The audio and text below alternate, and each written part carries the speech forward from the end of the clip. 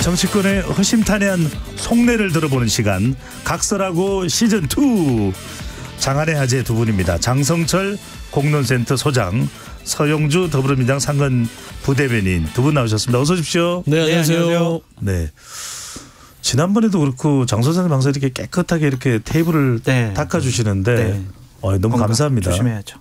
네. 그래도 지저분한 건 아니죠? 그럼요. 깨끗합니다. 네.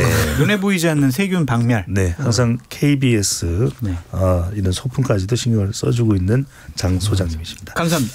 자, 바로 본론으로 오늘 들어가야 될 것 같습니다. 워낙 주제가 많아서요. 잠시 뒤에 국회 분회에서 이재명 민주당 대표 체포 동의안 이제 표결 처리됩니다.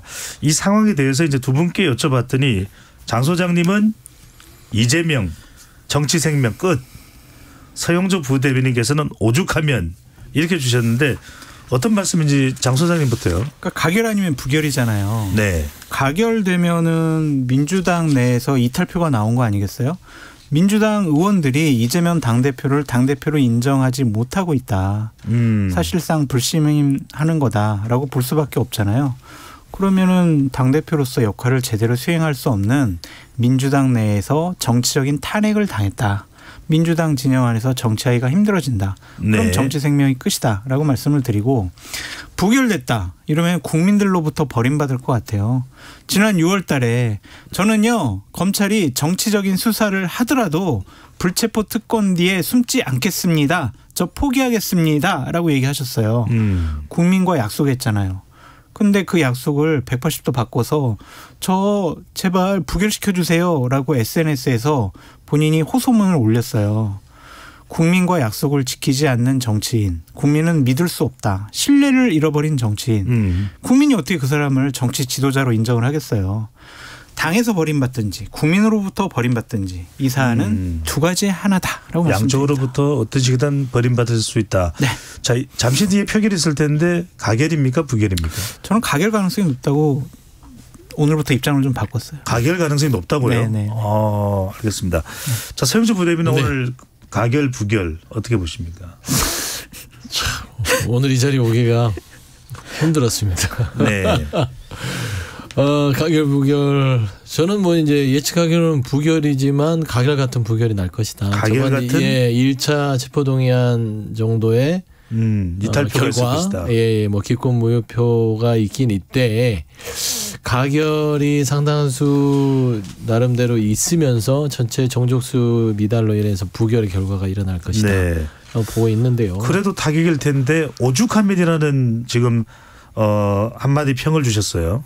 그러니까 저는 이제 기본적으로 당대표가 오죽하면 이재명 당대표가 이런 결정을 했을까라고 생각이 들어요. 왜 그러냐면 아까 장 소장님 얘기했지만 분명히 지난 6월에 국민에게 약속한 부분이 있죠. 불체포 특권 내려놓겠다고 약속을 한 것, 그것은 아주 큰 약속입니다. 그런데 그런 큰 약속을 뒤집는 글을 올리면서 검찰의 무도한 정치 수사에 맞서겠다는 것이거든요. 그러면 이제 국민과의 약속을 저버릴 정도로의 정치적 부담을 안고서라도 지금 현재 윤석열 정부가 벌이는 검찰의 정치적 수사에 맞설 수밖에 없다라는 결정을 하는 것들은, 이게 오죽하면 왜 그러냐면 이게 한번 폼을 열어주면 본인이 가결해달라고 해서 가결이 돼서 이 정치 수사에 그대로 끌려가게 되면 이걸로 끝나겠습니까?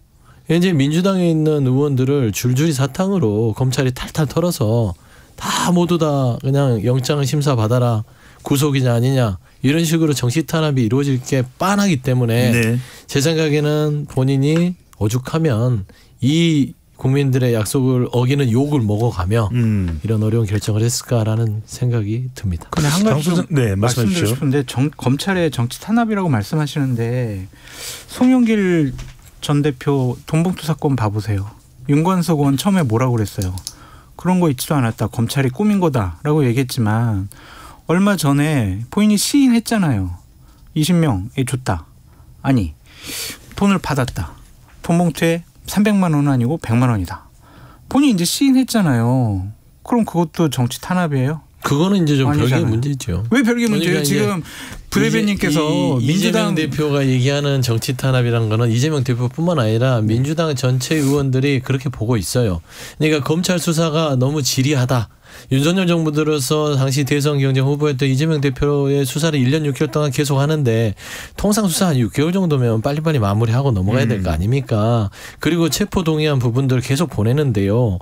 저는 그렇습니다. 뭐 일반 국민하고 다를 바 없이 수사를 받아야 되면 마땅하나 야당 대표를 자꾸 포토라인에 세우고 국회에 체포 동의안을 보내고 하는 것들이 국정에 도움이 됩니까? 안 되잖아요. 결국에 검찰이 하는 일들은 정확하게 범죄 혐의를 소명을 해서 기소를 하면 됩니다. 소를 제기해서 재판에 가서 유무죄를 통해서 유죄를 받아내면 윤석열 정부의 검찰이 제대로 된 수사를 해서 이재명 야당 대표를 할지라도 재판장에서 법에 책임을 묻는다.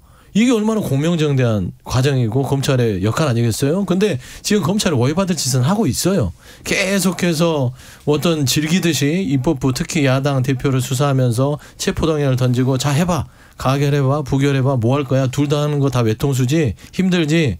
어떻게 결정할까 이런 느낌을 주기 때문에 이 부분에서 민주당이 야당으로서 당대표를 떠나서 이걸 받아들였을 때 자존심 이런 부분들을 간과할 수 없었다. 라는 부분에서 이제 정치 탄압적인 수사에 오해가 있다 이런 말씀입니다. 네. 자, 두 분 생각이 엇갈리는데 장 소장님, 오늘 이제 표결을 앞두고 있는데 이재명 대표가 부결을 호소하는 그런 글을 이제 SNS에 올렸습니다. 이건 어떻게 보십니까? 직접 나서서 여론에 상당한 부담이 될 텐데도 불구하고 부결을 호소한 부분. 급했던 것 같아요. 그리고 이번에는 가결될 가능성이 죄송합니다. 높다라고도 생각을 한 것 같고 가결돼서 영장 실질심사 받으러 가면 영장이 발부될 가능성이 높다. 그래서 나는 구속당해서 감옥에 갈 것 같다. 그러한 생각을 하고 있기 때문에 이렇게 무리한 일을 하지 않았을까라는 좀 생각이 듭니다. 근데 과연 좋은 선택이었느냐라는 부분에 대해서는 좀 다른 생각이 있어요. 장 소장님 근데 방금 전에 이제 그 가결될 가능성이 높다 그렇게 전망을 하셨는데 지금 대체로 나오는 기류는 부결 목소리가 어떤 면에서 가결을 예상하시는지. 그러니까 저게 부결되면은요, 저 사법 리스크가 계속 질질질질 끌려갈 수밖에 없어요. 봐보세요. 그러면은 12월 달 초에 정기국회 끝나고 예산안 국회 때문에 다시 임시회가 다시 열릴 거예요. 그러면은 그때 좀 비는 공간이 있을 수도 있고 아니면 그냥 연달아 쭉 이제 임시회가 계속될 수도 있거든요. 그러면 그때 또 영장을 칠 수가 있고 아니면은 1월 달에 또 비회기 때 또 영장 칠 수도 있고 아니면 1월 달에 또 방탄국회 민주당이 할 수도 있고 이런 식으로 해가지고 지금까지 우리가 1년 넘게 봐왔던 일들이 계속 반복되는 거예요.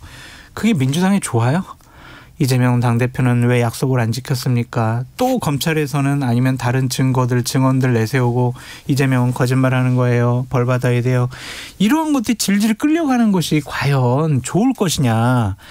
총선을 치러야 되는 민주당 의원들이 이렇게 사법 리스크가 많은 당대표가 하는 공천과 총선 전략 그거를 국민들이 과연 선택을 해줄 것이냐.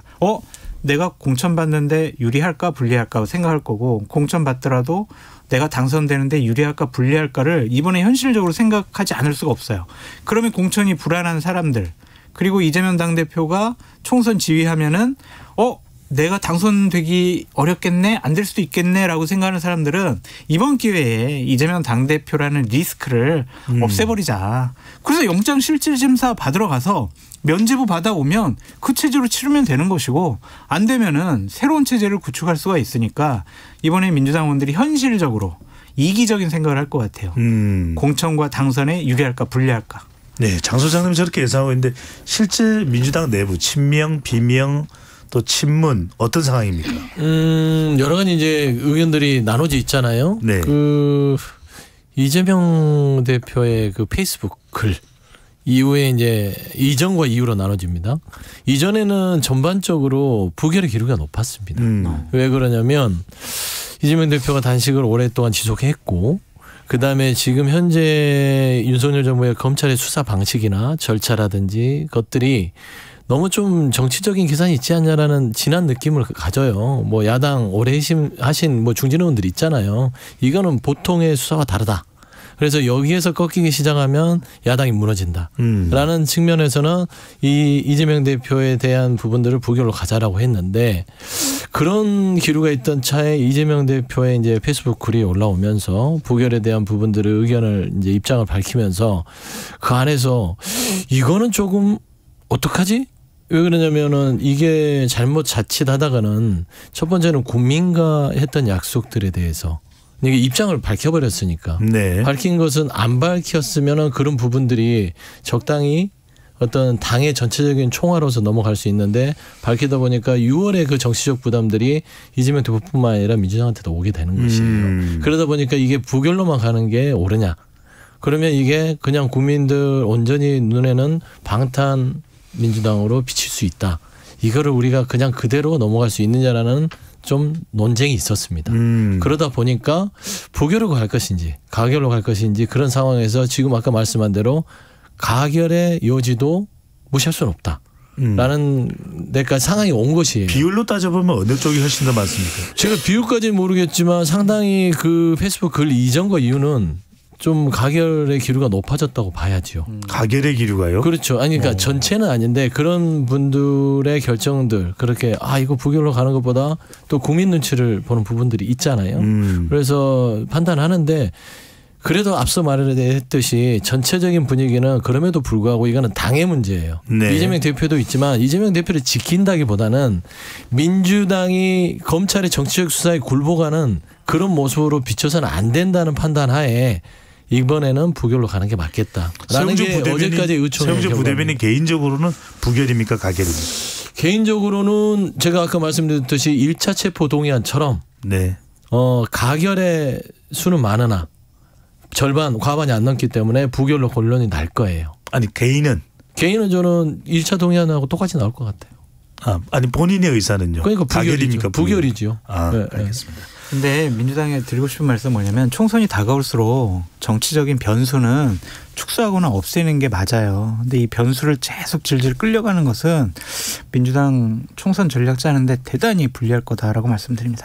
장 선생님 계속 이어서 좀 이건 어떻게 생각하시는지요? 더민주 전국혁신회의의 강의연 사무총장이 찬성 표 던진 의원들을 끝까지 추적 색출해서 정치적 생명을 끝내겠다. 네. 이게 일종의 협박으로 봐야 될까요? 어떻게 봐야 될까요? 이재명 대표가 참 나쁜 당대표고 나쁜 정치인이라는 게 이런 데서 나타나는 거예요. 이런 분들을 홍위병으로 내세워가지고 다른 얘기하는 사람들을 핍박을 하고 입을 다물게 만들잖아요.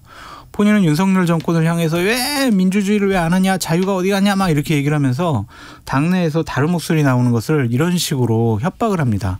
이것은 결코 옳지 않은 것이고 다른 의견 제시했다고 정치 생명을 끊어버려요. 국회의원들 대한민국 국민들 주민들이 선택을 하잖아요. 근데 자기가 뭔데 이렇게 정치 생명을 끊어요. 이런 사람부터 멀리하시라 이재명 당대표에게. 네, 말씀하시죠.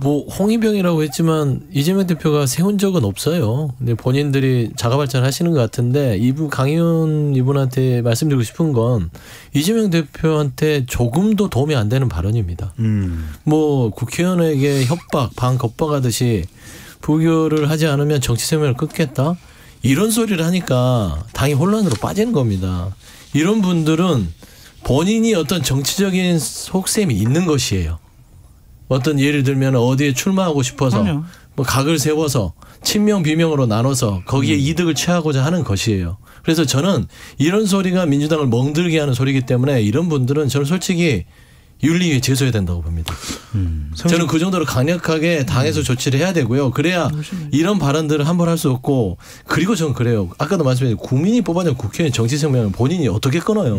말도 안 되는 소리잖아요. 그래서 이런 발언들 당에서 아주 엄중하게 징계해야 된다. 저는 그런 말씀입니다. 네. 어쨌거나 간에 표결에 또 어떤 식으로든 영향을 어떤 식으로 줄지도 좀 지켜볼 부분인데 문재인 전 대통령의 이 이재명 대표 병문안 이건 오늘 표결에 어떤 영향을 줄까요?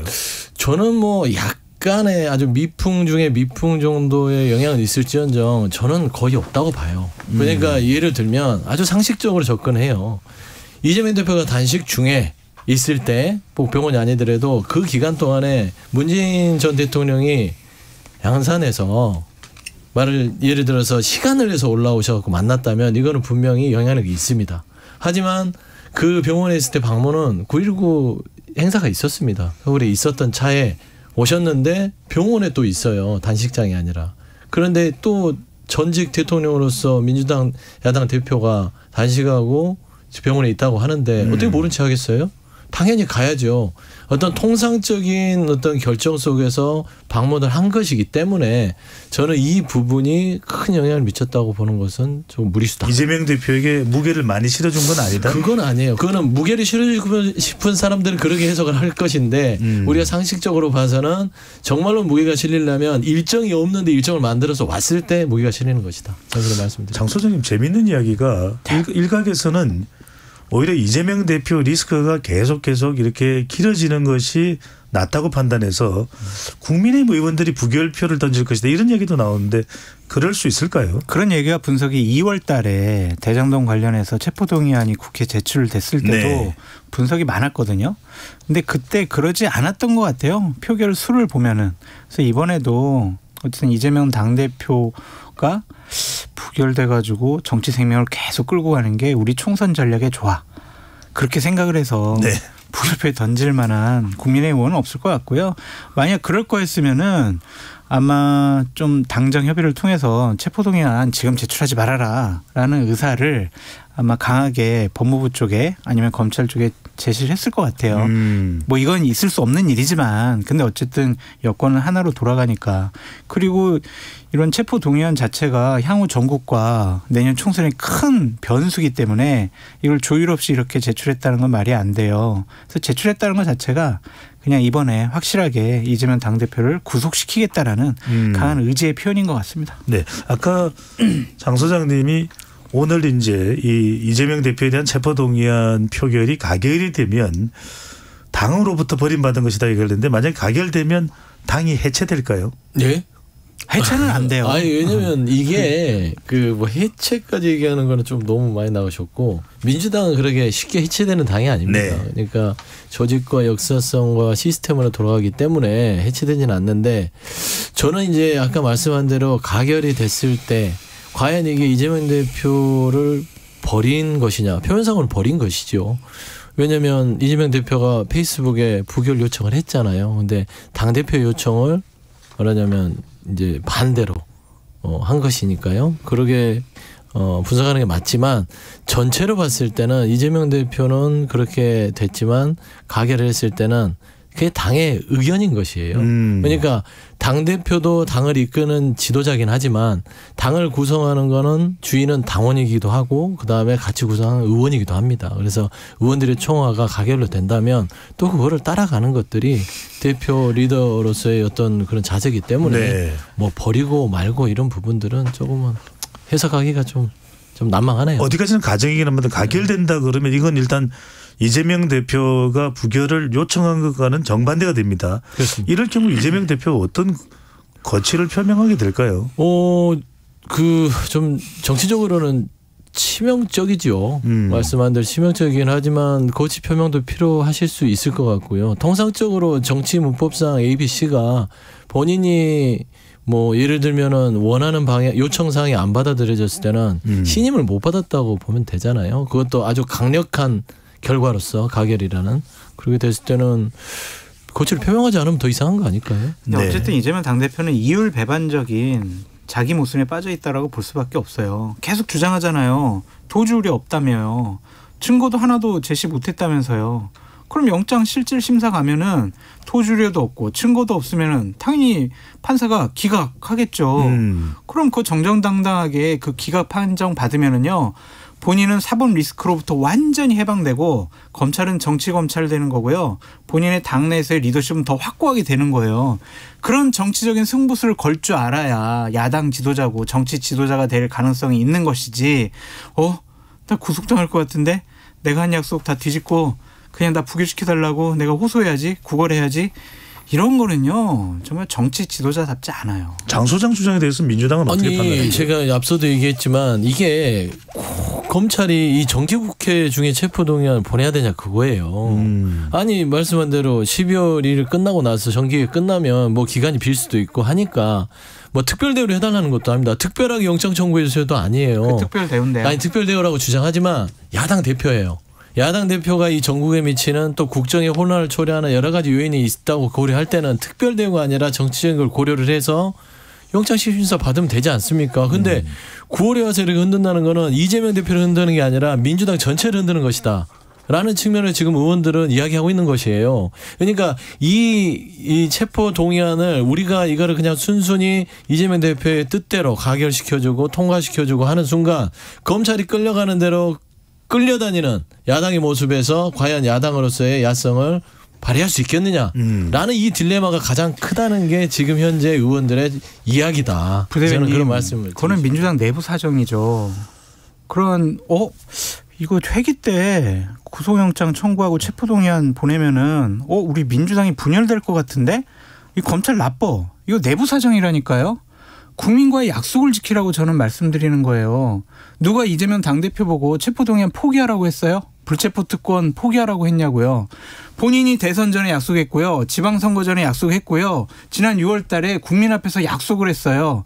그 약속을 지키라는 거예요. 그 약속을 지키라는 건데 야 검찰 나빠. 이런 식으로 얘기하는 거는 말이 안 돼요. 네. 자 이번에는 오늘 있을 또 하나의 표결입니다. 한덕수 총리 해임 건의안이 이 대표 체포 동의안보다는 먼저 처리가 됩니다. 자 서영철 부대변인 네. 이건 통과 가능성이 높다고 봐야 되겠죠? 높다고 봐야죠. 네. 자 그런데 해임 건의안이 통과되더라도 윤석열 대통령이 10중 8구 이 거부권을 행사할 가능성이 높은데 안 될 가능성이 높은데 굳이 이 통과까지 해서 하는 이유는 뭘까요? 뭐라도 해야죠. 그러니까 뭐 윤석열 대통령 지금 야당 그다음에 본인을 비판하는 국민들은 없는 셈 치고 국정 운영 하시잖아요. 네. 그러면 없는 셈 치고 유령 취급한다고 아무 소리도 안 해요. 담벼락에 대고 욕이라도 해야 될 거 아닙니까? 김대중 대통령이 얘기했듯이. 그게 민주주의예요. 그러니까 입법부가 할 수 있는 일, 야당이 할 수 있는 일, 거대 이 의석수를 가지고 할 수 있는 거는 해임 건의안을 계속 하고요. 예. 정책 메시지를 주고 자 윤석열 대통령님 부담 느끼지 않으십니까? 물론 하나도 안 느끼시겠지만 그럼에도 불구하고 담벼락에 대고 계속 욕을 하는 행위라도 해야 민주주의의 발전을 저해하는 요인들을 그래도 뭔가 털어낼 수 있다. 지금 저희 민주당 얘기하는 건 윤석열 대통령 지금 뭐 체포동의안 때문에 가려져 있지만 너무하다. 저는 그렇게 말씀드리고 싶어요. 네. 자 이번에는 좀 국민의힘 저도 얘기할 거 있는데 한덕수 총리. 하시죠 그러면. 네. 한덕수 총리 해임안 통과됐으면 좋겠어요. 민주당 의원분들이 꼭 이 부분은 네, 통과시킵니다. 좀 가결시켰으면 좋겠고 총리로서 자격이 없어요. 잼버리가 잘 운영될 수 있도록 법과 제도와 예선 그다음에 인사 문제를 잘 처리했어야지 총리가 화장실을 휴지로 닦고 있어요. 그건 능력이 없는 총리죠. 그리고 이번에 그 대통령께서 3명의 장관을 지명했잖아요. 2차 개각이 있었죠. 원래 장관 지명은요 국무총리가 추천을 합니다. 건의를 합니다. 이 사람 좀 장관으로 임명하시라고. 제청을 하죠. 네. 네. 어떻게 이런 사람들을 제청을 해요? 어떻게 이렇게 문제 많은 사람들. 과연 국무총리로서 자격이 있어요? 헌법과 법률을 중대하게 위반하지는 않았지만 국무총리로서 자격이 없는 여러 가지 판단, 행동들을 했다라고 볼 수밖에 없고 여러 가지 중요한 사안에 대해서 대정부 질문 때 뭐라고 했냐면 죄송합니다. 저 신문 보고 알았습니다. 이런 식의 얘기를 했어요. 2번이나. 그런 총리가 왜 필요할까요? 자, 장 소장님도 그렇게 생각하고 또 민주당에서는 해임 건의안까지 통과됐는데 윤석열 대통령이 그러면 이 해임 건의안 받아들일까요? 받아들이지 당연히 않고 민주당에서 욕하는 총리구나. 좋아. 잘하고 있어. 임기 5년 동안 국무총리 계속 유지. 이렇게 갈 가능성이 말뚝총리가 되는 거죠. 네. 네. 저는 그러지 않았으면 좋겠는데. 불행한 일입니다. 그럴 가능성이 높아요. 알겠습니다. 자, 연기까지 가능한 장성철 소장과 함께하고 있습니다. 자, 국민의 상황으로 넘어가고 있습니다.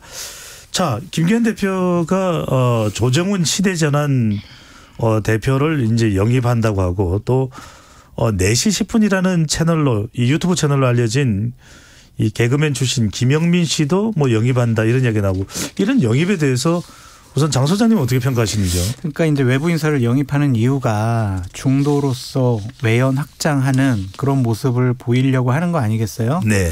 근데 과연 이런 분들이 온다고 해가지고 중도 외연 확장이 될 것이냐? 많은 중도에 계신 분들이 와 이런 분들을 영입을 하다니 우리 중도층이 국민의힘 내년 총선에서 지지해주고 찍어줘야지 이렇게 생각을 하겠냐고요. 그냥 내부의 결속을 좀 강화시키는 거다라고 볼 수밖에 없고 시대전환 조정훈 의원이 영입이 됐을 때 도움이 된다면 대표적인 보수 언론인 조선일보에서 그렇게 비판적인 기사를 낼 이유가 없잖아요. 그러니까 이런 것들은 전혀 도움이 안 되고 이 대목에 그래서 장 선생님 여쭤보고 싶은 게 네. 김기현 대표가 지금 영입 등 자신의 운신의 폭을 넓혀가는데 이게 윤석열 대통령이나 대통령실에서는 원하지 않는 것 아니냐. 이런 지적과 분석도 나옵니다. 이건 어떻게 보십니까? 그러진 않을 것 같아요. 그러니까 몇몇을 보면 예를 들면 개그맨 출신 유튜버 김영민 씨 같은 경우에는 대통령이 이 4시 10분이라는 유튜브 채널을 상당히 좋아하고 잘 보신다. 그러한 뭐 얘기도 있거든요. 대통령께서 좀 관심이 있어 하니까 영입을 한 것 같은데 되게 좀 갈등과 혼란이 생길 것 같아요. 예를 들면은 조정훈 의원 같은 경우에는 마포 갑출마시킨다고 하잖아요.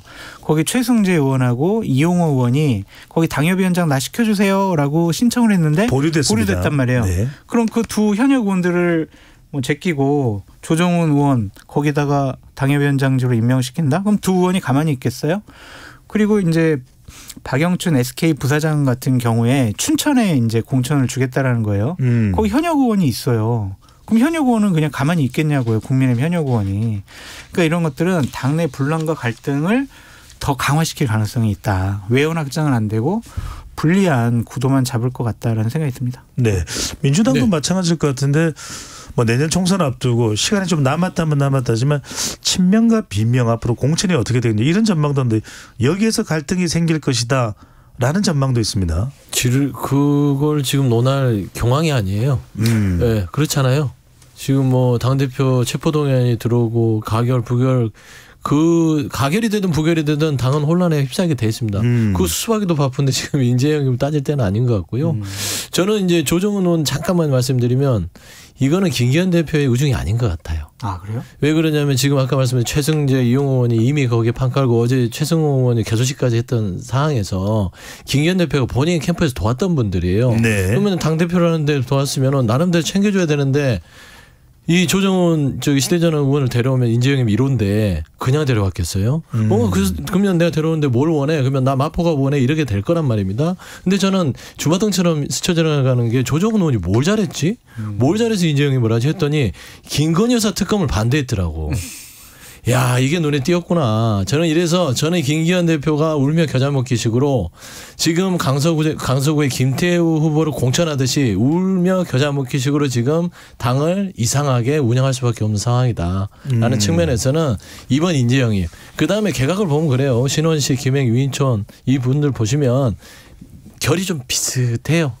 네, 그냥 사람 인재 하나하나가 이게 다 윤석열 대통령이 마음에 들어하는 사람들. 딱 내 스타일이야 하는 사람들만 자기 옆에 두고 있다. 뭐 유튜버까지도 자주 좋아하신다. 그러니까 조정훈 의원의 또 김영민 유튜브의 영입이 다 저는 용산이 뒤에 있지 않고서는 김기현 대표가 이런 좀 비합리적인 비상식적인 영입을 하지 않을 거다 생각해서 저는 김기현 대표가 좀 짜네요.